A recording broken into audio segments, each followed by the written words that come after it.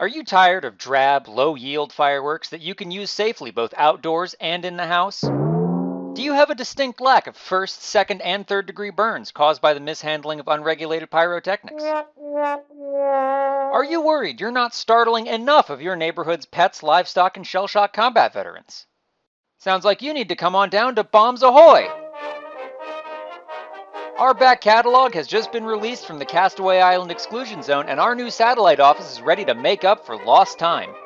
We've got fireworks for every occasion, from Halloween to Kwanzaa, and for a limited time only, we're offering flat rate deals on last season's hottest fireworks. So don't wait! Our main manufacturing facility does not currently exist, so once they're gone, they're gone. So whether you're celebrating New Year's in Almayar, Easter in Carthage, Spring Break in Fiji, or Labor Day in the Fish... Oh my god! I forgot about that. Ew. It's been like 2 years. Have we not had anyone look into that? Whew. Okay, well, we'll just,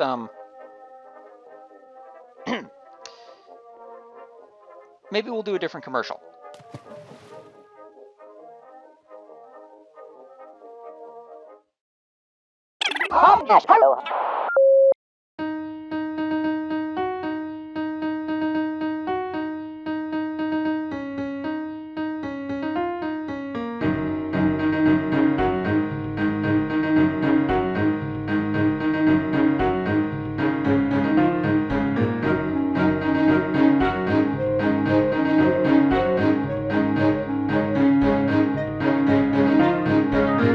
As you've probably figured out by now, experience is a pretty valuable resource in the lost city of Moer. It powers our chunk loaders, it powers the mud machine, it powers the wireless receiver that teleports me home when I get lost. It's a good thing to have. The problem is, it's the one thing that sort of by definition I have to get manually. Usually from something horrifying like this. But I've hit on a weird edge case. Experience, obviously, as is known, drops when a player kills a mob. If a mob dies from some other means, it doesn't drop experience. Now, there's a way to turn natural mob death into experience with a Skulk Catalyst, but it still requires something to harvest the Skulk. And as I've learned recently, TNT will not work for these purposes unless the detonation is, again, attributed to the player, which rules that out for automation.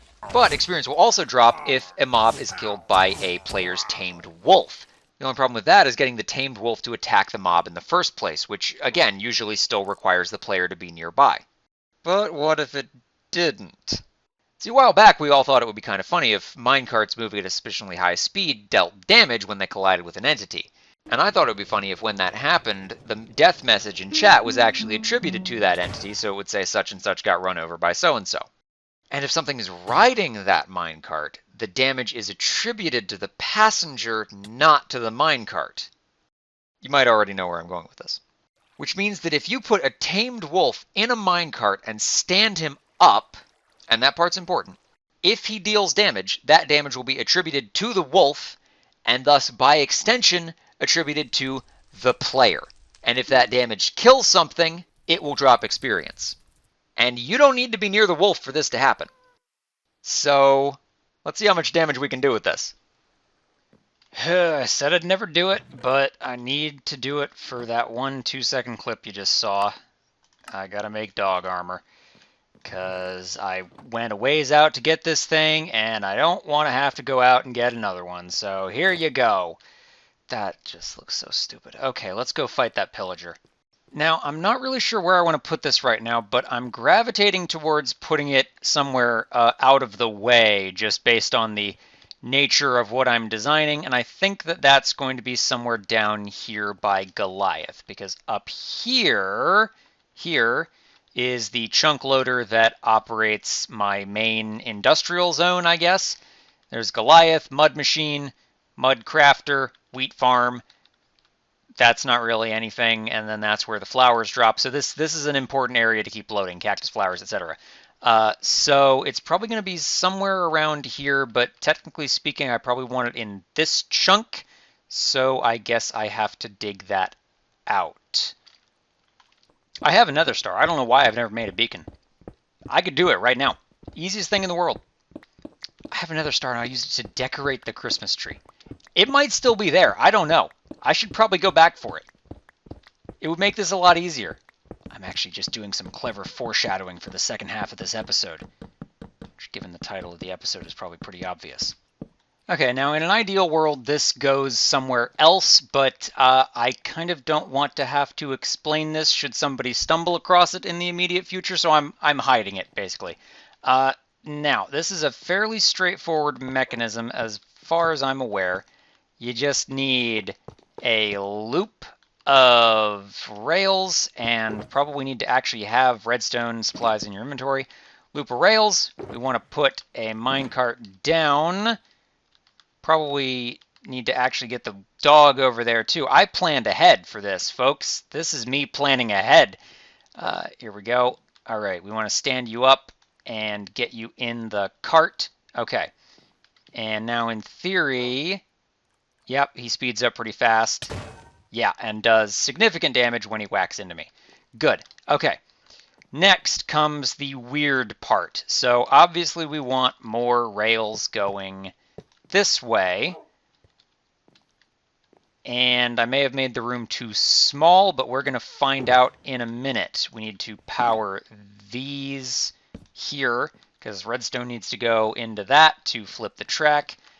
And we need a couple of really weird things. One, we definitely need this room to be bigger. All right, we need a stair over here, and we actually need to waterlog that stair for reasons that will become apparent eventually.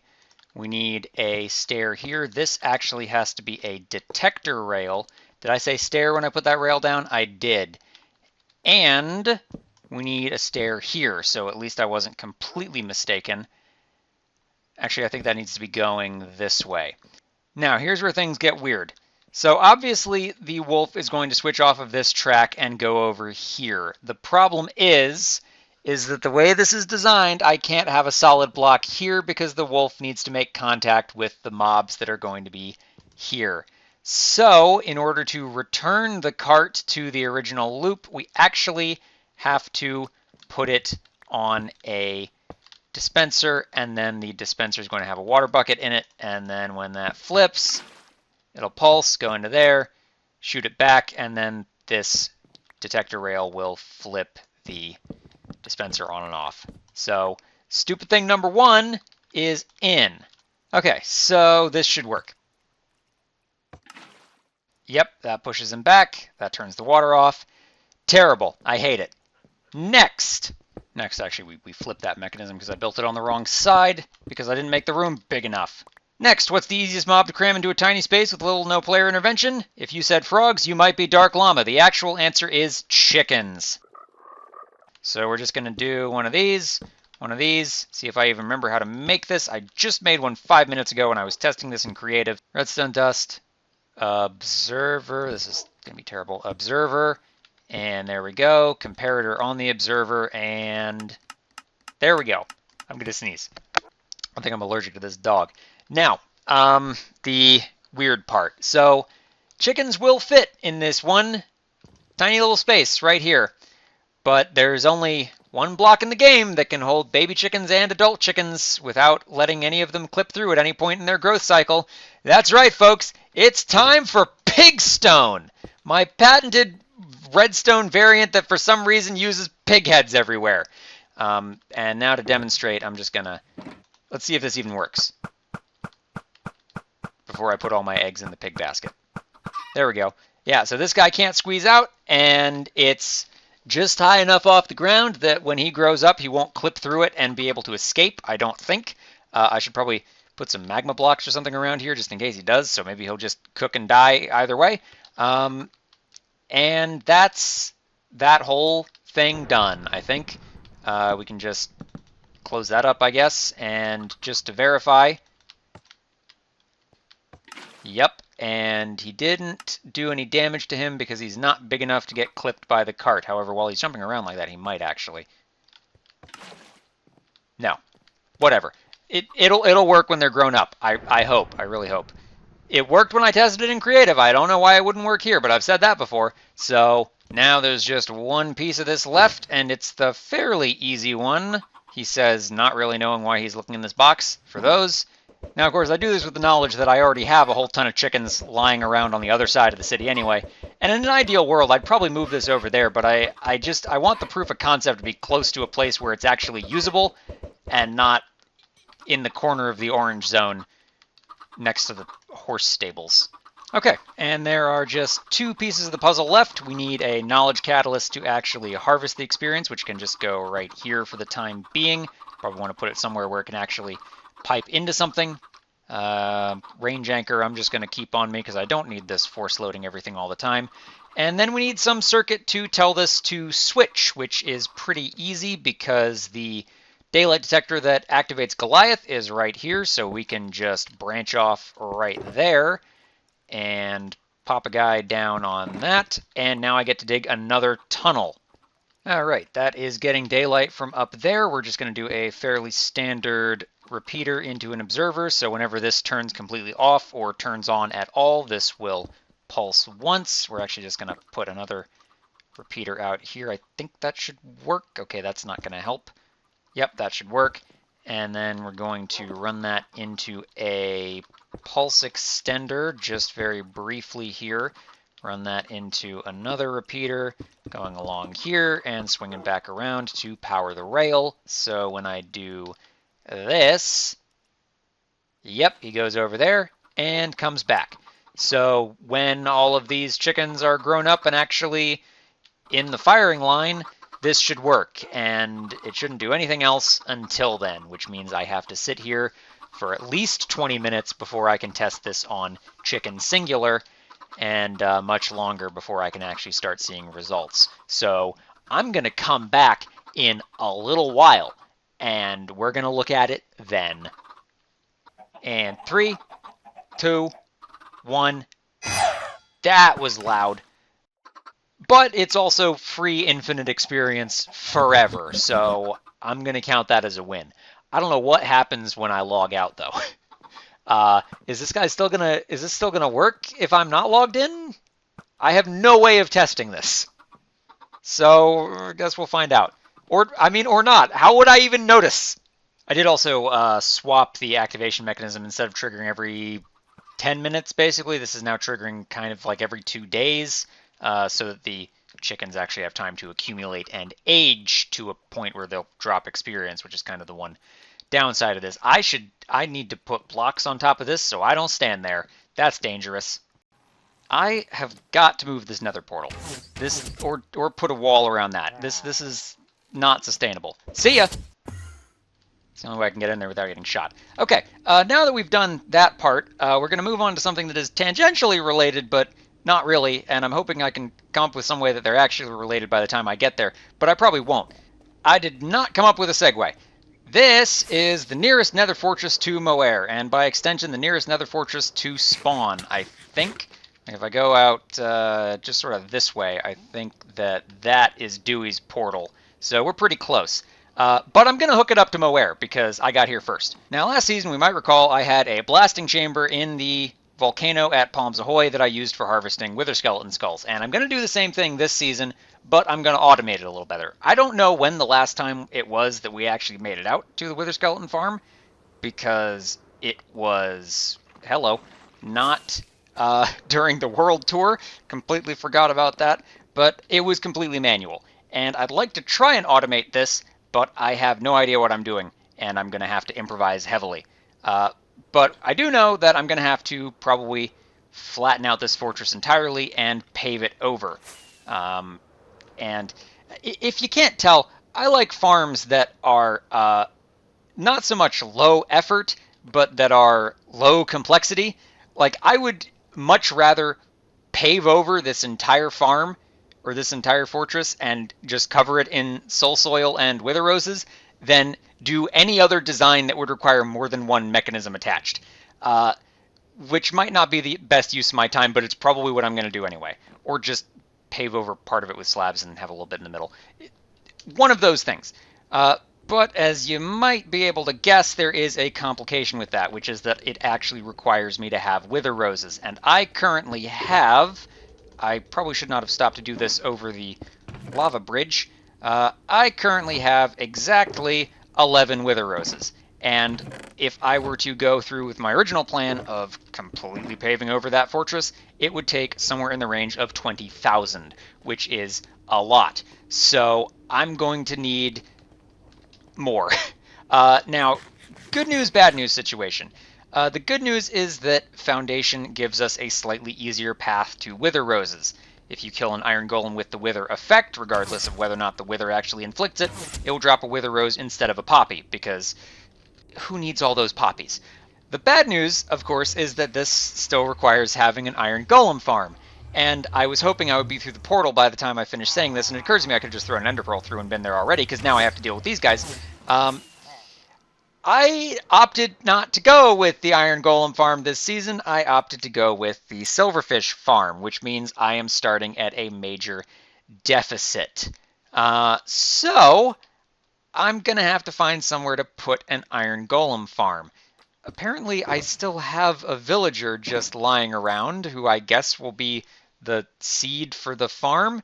I don't know. But I have no idea where that's going to go. However, I'm thinking, because it's probably going to be contained in a single building, that it's probably going to be somewhere around here. Because otherwise, like, I could, for example, put it in this very large pre-existing building. Because I feel like this could probably, oh yeah, maybe not that building. But a building like this could probably hold a fairly compact Iron Golem farm and work okay. But we also run the risk of Iron Golems just spawning there. So it needs to be somewhere that is far enough removed from a nearby building that nothing is going to spawn on the roof or on the ground around it. And I think right here would be the perfect spot because it's right next to the stables. And by definition, there's not going to be any building in that sort of area there. And we're also right next to the cliff where there also probably will not be anything at a level where it would be a problem. I made it so beds can stack to 64, so I just carry one around in a bundle now, and it's a game changer. But if I'm going to be making an iron farm in a tiny little building instead of burying it underground like I usually do, I'm going to have to consult the expert. Ladies and gentlemen, welcome to the Brennyn Sabar Season 5 Post-Season Skyblock map. This is Casey's iron farm. He built it in a tower for no good reason. What he didn't know at the time is that his work would actually amount to something that lasts for more than 3.5 weeks between seasons.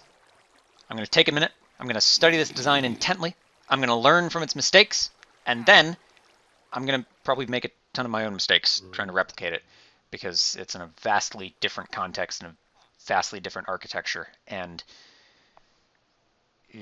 yeah, this is going to suck. This is the closest I will ever get to actually watching a redstone tutorial.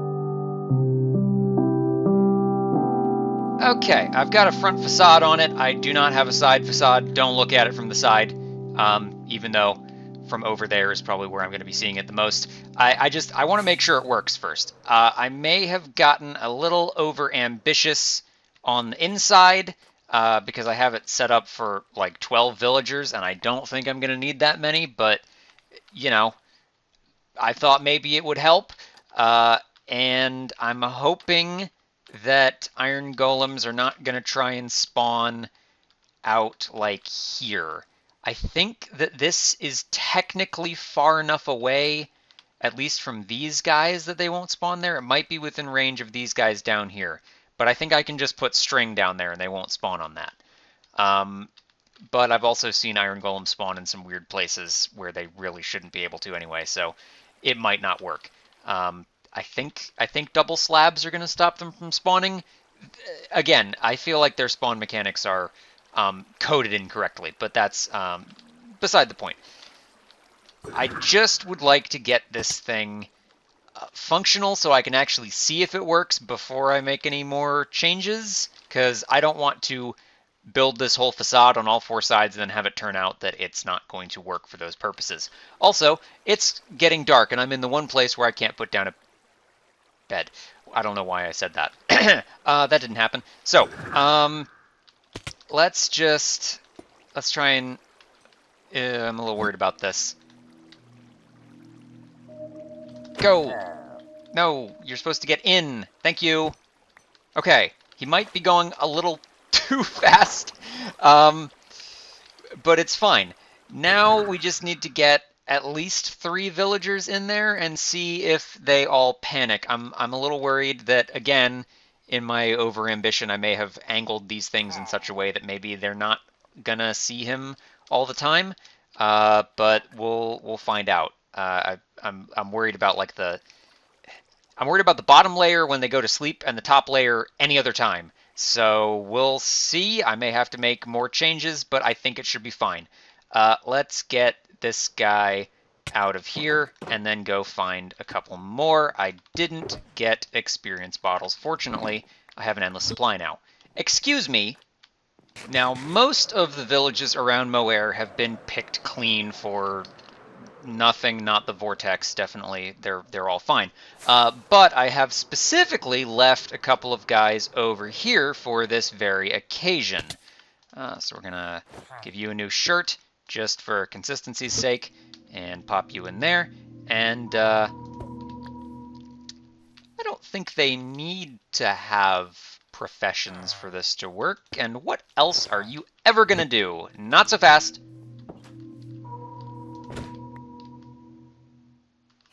Huh? I don't know what just happened there. See ya! Okay, so they should all be panicking now.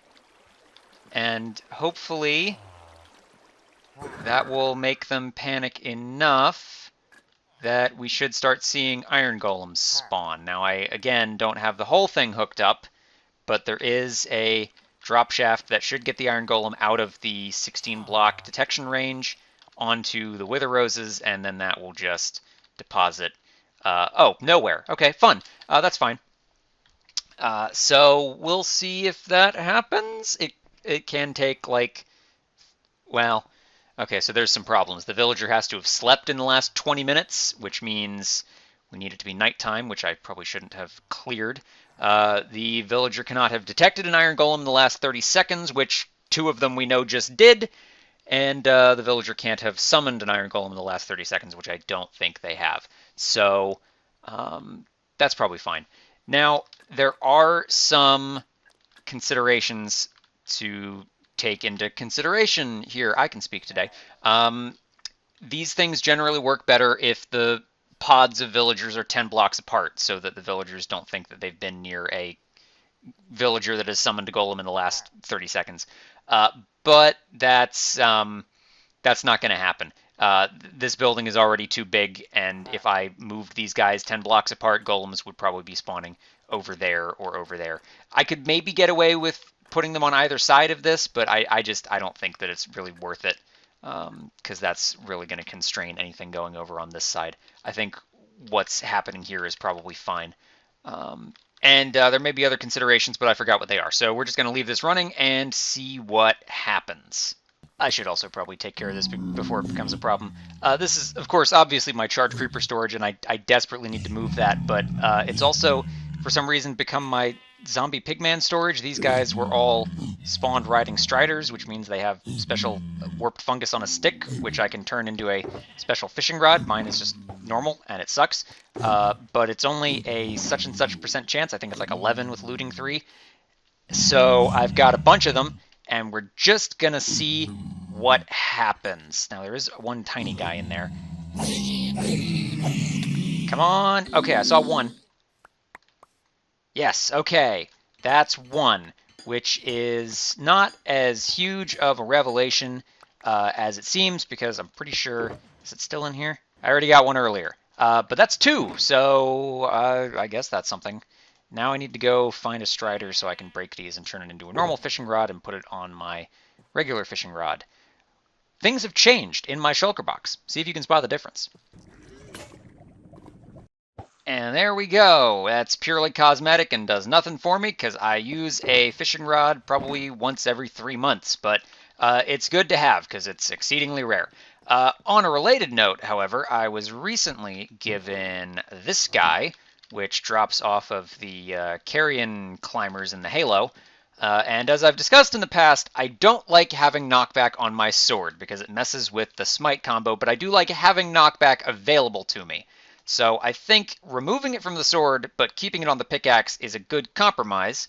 So I'm going to just try and do that now. And actually, it may be wise to repair this while it's still stone, because I get the feeling that trying to repair it with this is going to severely bump up the cost. It costs like 34 levels to combine those two fishing rods. Okay, so we're going to upgrade that to iron. We're going to upgrade the iron to diamond. Okay. And then we're going to get some netherite, getting kind of low on ingots, but it's fine. And we're going to throw that on there. And let's see what the damage is. Okay, could be worse. Could be worse. I need 24 levels if I want to rename it. That's not terrible. I can get that pretty easily. Oh heavens, that's more than I was expecting. All right, here we go. Knockback 1. A lot of levels, and then I just need to re-lore tag it and re-dye it. And there we go. Let's take this for a spin. Where's a pillager? You. Okay, that's better than that. Not by much though. It's a start. Okay, I'm gonna go. I used my last firework getting over here. This sucks. All right, so you've slept in the last 20 minutes, so that's one. Now, why are you not sleeping? Is it because I kidnapped you? Are you still upset about that? Now, I think we have a slight problem that these guys still think that they live all the way over there, and so aren't sleeping here. Fortunately, we have a way around that. We're gonna give them amnesia. Hold still, pal. That's one. See? Perfect. Damaged my anvil, but whatever. And that's 2. There we go. And there we go. There's 1 golem. That's a start. And he should be slowly rotting to death on those wither roses. Okay, good start. Now we just need to do that. Not 20,000 times. I'm gonna make a smaller farm design, but it's still gonna be a lot. I hated that facade. This one's better. Also, it turns out that iron golem farms work like perfectly, even if there are no players online and it's just force loaded. And if I'd have known that, I would not have touched that at all. So, feeling pretty silly, and we're gonna move on. This is also here now. Oh God. It's happening again.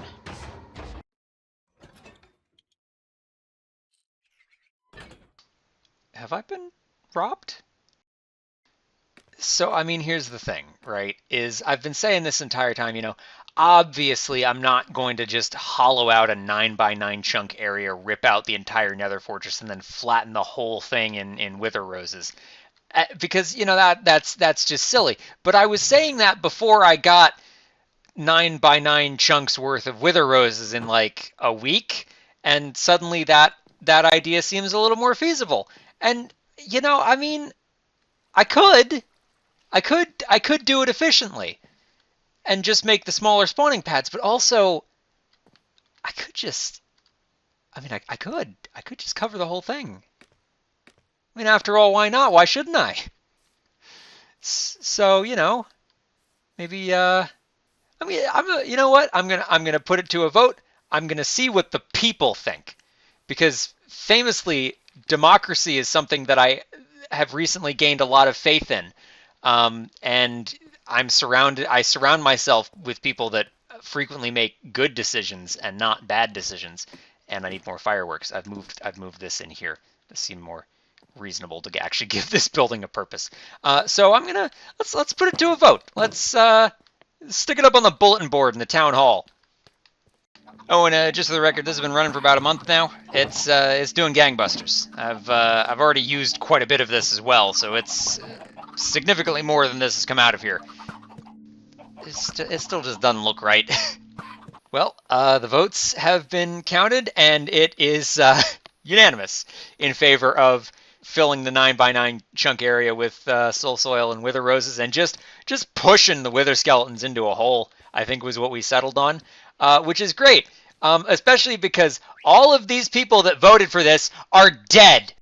I think it's a very interesting coincidence. The moment I call the poll in favor of the big, long-term, expensive thing, that suddenly everyone that thought that was a great idea 5 minutes ago all conveniently have something else they need to do. I can see right through you people. You're not fooling anyone. You know, I was gonna make a whole day out of it. It was gonna be a big get together and gift bags, and I was gonna give a whole speech about the indomitable human spirit and how sometimes doing the hard thing is better than doing the easy thing because you get to brag about it more later. And but unfortunately for me, I happened to schedule that on International Everyone Flake on KirbAvion Day, so I guess I'm just gonna do this by myself, which is great because it means I don't have to share.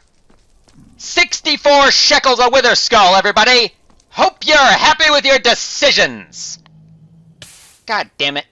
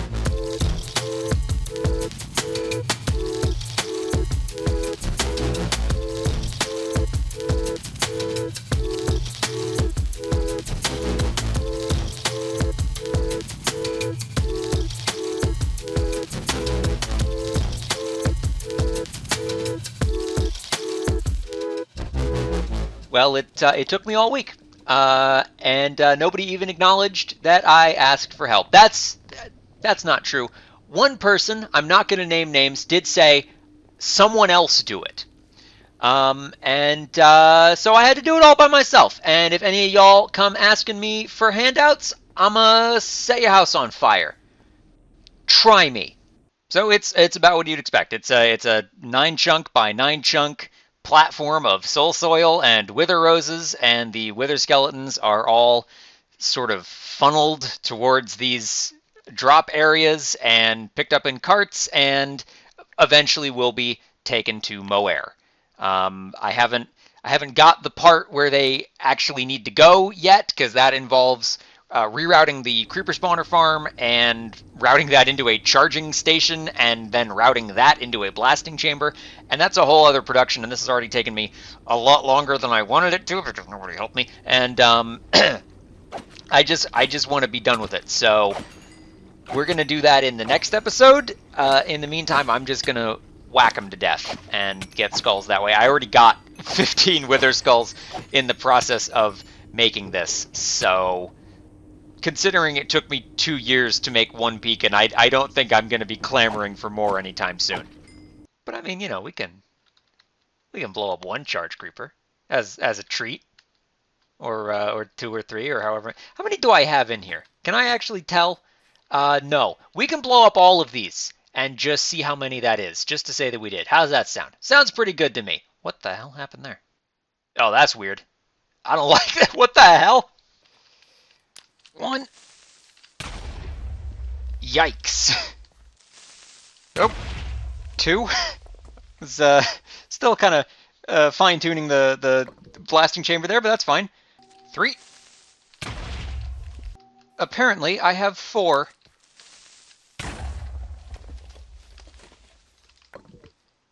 Okay.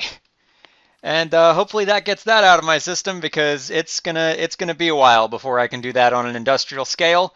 But I think I can do it. The volcano mostly worked. There were a couple problems that I think I can design around, and then I can have infinite charged creepers in my house. The other thing I'm too scared to automate today is actually killing the Wither, but I feel like I should kill at least one and make at least one beacon in the Infinite Beacon episode, so we're going to do that just sort of over here by the portal. Now, I thought it made sense if the Wither could not destroy netherite blocks. What it turned out that meant is that I had to get 7 netherite blocks. Boy, I hope this is right, and I hope that he minds his own damn business. Here we go. Okay, so in theory, he should be stuck in there, and his head should be clipped into that block and constantly. Do you mind, dude? I'm summoning an eldritch god, and you're poking me with a toothpick? What? Get out of here. Ah, that's interesting. I would think he'd be suffocating. Maybe I just gotta just give him a. There we go. That's okay. Can you not, man? I'm talking. Okay. I'm not gonna sit here and wait for him to suffocate because he might actually not. He seems to be sort of regenerating through it. We're just gonna. And there we go. Okay. We have officially produced our first beacon. We did it. I did not know netherite blocks took this long to mine. This sucks. Now, I did say infinite beacons, not infinite nether stars. There are a couple of other ingredients that we need to make infinite beacons, and it may surprise you to learn that nether stars are now no longer the most difficult part. Obviously, we also have glass, which we're making in Goliath, dripstone into sand into glass. Pretty straightforward. Nether stars speaks for itself. Obsidian is now the bottleneck, and that is difficult, though not impossible, to automatically farm. There are a couple ways to do it, and I think the easiest one for me is going to be with the end portal. Now, obviously, when you enter the end, you spawn on this 5x5 obsidian platform, and if you break any part of it, the next time something goes through an end portal and spawns here, it will regenerate the whole platform, which means that you can technically use it to farm obsidian. Now, in vanilla, of course, you have to pretty much do this by either somehow trapping a wither next to it or having a player just sit and hold right-click AFK forever, which I think is not a great use of anyone's time or resources. But we have alternate methods available to us, and I don't think that this is something that I've actually used yet. Excuse me, sir, I'm talking. So, we've seen this guy briefly. I haven't really used him. His, ostensibly primary function is that he's a gun. But if you pair him to this guy, you can shoot a laser beam into a prism and make a Pink Floyd laser that blows stuff up, which is semi-useful but limited in its applications. The main utility is that when you combine the beams from a bunch of them, it increases their mining effectiveness to the point that with 5, you can chew your way through. I was expecting this to be done by the time I finished talking, and obviously it wouldn't be because this takes a while. You can chew your way through bedrock at significant personal risk. And I have no idea if that regenerates or not, so I guess we'll find out together. You could maybe argue that 5 ender pearls is a bit of a low resource cost to be able to blast through bedrock, but back in my day we did it with dark oak saplings, so I'm fine with it. Now, fortunately we only need 4 to blast through obsidian, so that's going to somewhat limit the amount of priceless relics I have to leave here. But I'm not entirely sure how. So when you go through, obviously the platform regenerates. It also hollows out an area around it, and I'm not sure how big that area is, and I'd like to find out, and I need a water bucket to do that. Now, I'm fairly confident that nothing under the platform is going to get erased, but, just in case. I also want to see if I don't think anything next to the platform gets erased either. I want to see if I put a redstone torch here, if when I go back through the portal, this will update and actually power this redstone.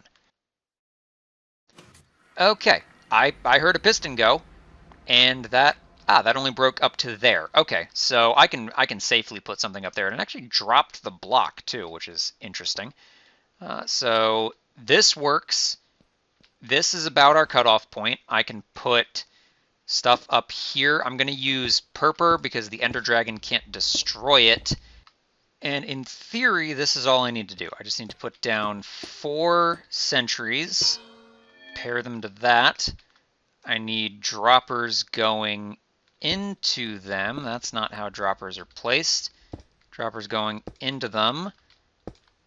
And I need hoppers going into the droppers just to give them a bit of a backlog. And then I just need some sort of mechanism to, activate the droppers, which should be as simple as just running a redstone line through here into there and then into there. And then as long as I just run that into there, that should get power when, and we're gonna run that off of, I need some torches, run that off of this block in the corner because I don't anticipate anyone accidentally standing on it and getting hit by the, deadly rainbow laser. That can kill a man. So we're going to do that there. We're going to have that. We're going to lose some purpur because I didn't have my urn on my bar. And should honestly just be able to stair step this up, actually. Don't even think I need to do a torch tower or anything. And those all triggered. Of course, they were completely empty, so that didn't mean anything. So let's also get this back because we don't want that in the way.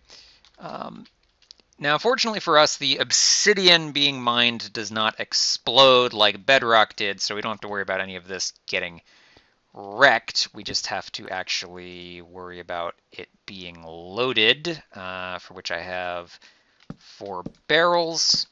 That one's just going to be sideways, and a bunch of ender pearls. Now, the problem, of course, is going to be that my inventory is completely full and I have no room to carry all of these ender pearls. The main problem we're going to run into is that ender pearls only stack to 16, which means that at maximum capacity on this thing, we're really only going to be getting about a quarter of a chest full of obsidian before we have to reload this thing, which is not a ton. That doesn't have ender pearls in it. So is not great, is not terrible. It's better than doing it by hand, but it's still, it could be better. Remember when I said you could do this by trapping a wither in a box? We might be looking into that as an option, but that's a story for later. So just in theory, this should reactivate that, and I'm gonna walk away so that it doesn't kill me, because it can, and it will, and it probably might. And there we go. 1 piece of obsidian, which goes into there, and I don't believe there's any risk of it like flying off and going wild anywhere, but just in case. And now we just do that millions more times, and we have free infinite obsidian. And the last piece of that puzzle that I think we need is we need something to periodically go through the end portal and reset the platform, which I'm going to do the exact same thing I did earlier, and we're just going to shoot chicken eggs into it. Seems like the easiest thing to do. What the hell are you doing? Okay, so when an entity passes through the end portal and regenerates the obsidian platform, it will keep a 3x3 chunk area around it loaded for about 15 seconds. And fortunately for us, that whole process takes about 14 seconds. So I'm going to throw a bunch of items in this hopper timer and hope that that maths out to about 15 seconds. So when that timer goes off, it will hopefully trigger this dropper and spit an item out into the portal, which will regenerate the end portal, which will mine 1 piece of obsidian. I will use you instead of an egg. And we're just gonna fill this up with chickens and hope that they make enough eggs in the time required that this dropper will not run out. I mean, it's not not a huge deal if it does or doesn't. Where the hell did you come from? Oh, because I have a bed and a bell over here? Good lord. Get out of here! Alright, down it goes. And we're just going to drift down after it. Hopefully it makes it in the portal before we do. I guess it'll fall through the cobwebs, but... Oh, here we go!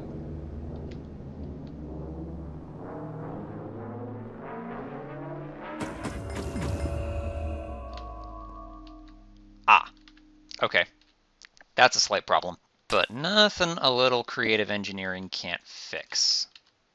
There we go. Okay. Now, of course, everyone that comes through there is going to have an egg in their inventory, or thousands more potentially, but whatever, they can just throw it off the side. And it's occurred to me that I have broken my bed, and I'm going to need to walk all the way back. Okay, and the last thing I'm going to do is I'm just going to pop a chunk loader down here and just force load this that way. I could probably throw an ender pearl somewhere around here and do that, but I don't want to. So that's probably fine. This place is going to be hell. You got this idiot, these idiots. I don't know where those villagers went. Every time I come through here, it's going to be...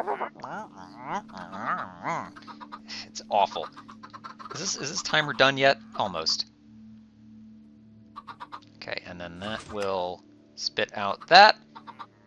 Wait for that though. I could have very easily built this a lot lower to the portal, but I don't care.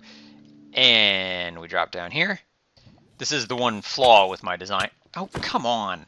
Okay, and this should be in the process of drilling out a piece of obsidian. Yes, okay. Whoa! Okay, so the previous design had a couple of flaws, namely it would get jammed if a player went through the portal too quickly after the item did. So I ripped the whole thing out, replaced it with a skulk sensor, and I think the mechanism is pretty self-explanatory, really. No further elaboration needed. Yeah, okay, so I see that as a win. Let's leave. Except I'm gonna respawn back here, aren't I? Yep. Oh no! I did not think this through! All the chickens came through the bell with me! God. Okay. And we did it. We have infinite experience being infinitely bottled, powering the chunk loader that is running the most important part of the city, endless wither roses, endless iron automatically being processed into blocks now, endless obsidian, asterisk, endless wither skeleton skulls. Honestly, our biggest bottleneck at this point is just that I'm not automatically processing dripstone into sand into glass. And I guess, like, technically soul sand to summon the wither, but I got, 20 shulker boxes full of soul sand just mining this whole area out, plus we're getting it from the gold farm that we did a couple episodes back. So I don't think that's ever going to run out. And, asterisk, the obsidian is dependent on getting ender pearls, which I kind of used all of the ender pearls we had. So that's actually officially now our bottleneck. But those aren't hard to get either. So, and again, I have a chest full of obsidian now, so who cares? That's more than I'll ever need. More than I'll ever need. So we did it. Infinite experience, infinite beacons. I said the name of the movie in the movie. Roll credits.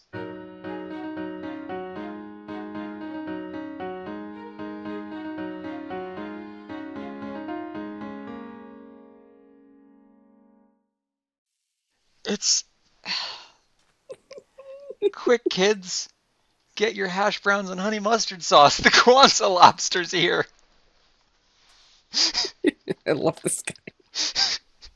I love the stupid decorations I make. They're great. Light your Kwanzaa candles, kids. You got 1 week to solve your Kwanzaa riddles. And then the Kwanzaa lobster will put your presents in the sandcastle.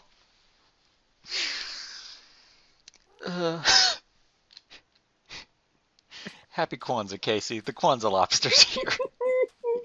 I think we have all really understood 100% what Kwanzaa is in a way that is respectful of the tradition. Yeah, I said Again, Kwanzaa lobster once.